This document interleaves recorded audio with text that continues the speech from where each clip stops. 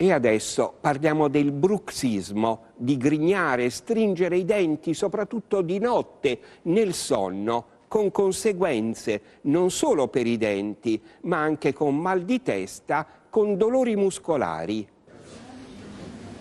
I primi sintomi sono stati il mal di testa, la mascella, masticazione, problema gastrico, dolore propriamente muscolare.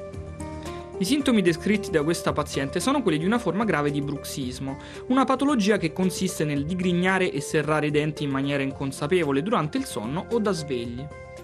I sintomi del bruxismo che possiamo vedere sono appunto i denti abrasi per un lungo periodo di tempo di digrignamento.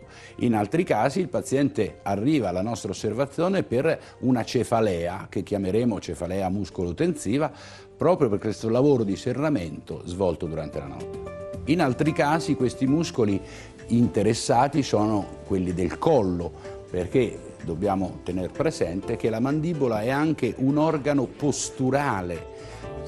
Le stime dicono che il bruxismo riguarda in forma più o meno lieve tra il 5 e il 20% delle persone, anche perché le cause possono essere diverse.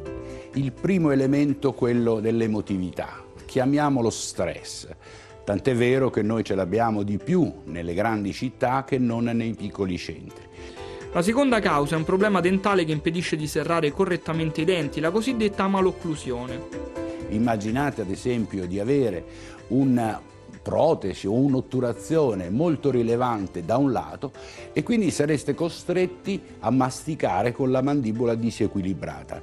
Questo porterà a stancabilità dei muscoli e quindi perciò questo dolore.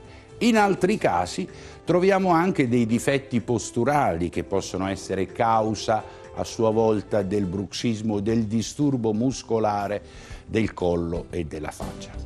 Per vedere se c'è un problema dentale si fa una visita completata da esami come questo, con uno strumento chiamato T-scan che verifica come i denti appoggiano gli uni sugli altri.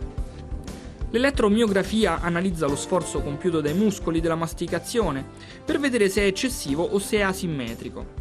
Infine, con una speciale pedana si esamina la postura.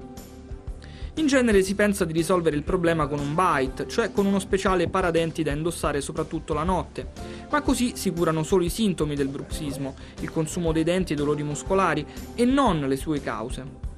Se lo stress e l'emotività è molto elevata, il dentista può indirizzare il paziente presso uno psicologo competente. In altri casi c'è un problema dentale e quindi attraverso l'ortodonzia o attraverso la protesi si sistemano le arcate. Nei casi in cui c'è un problema posturale che può essere legato alla colonna, può essere legato agli arti inferiori, ovviamente si lavorerà in combinazione con l'ortopedico o l'osteopata a seconda dei casi.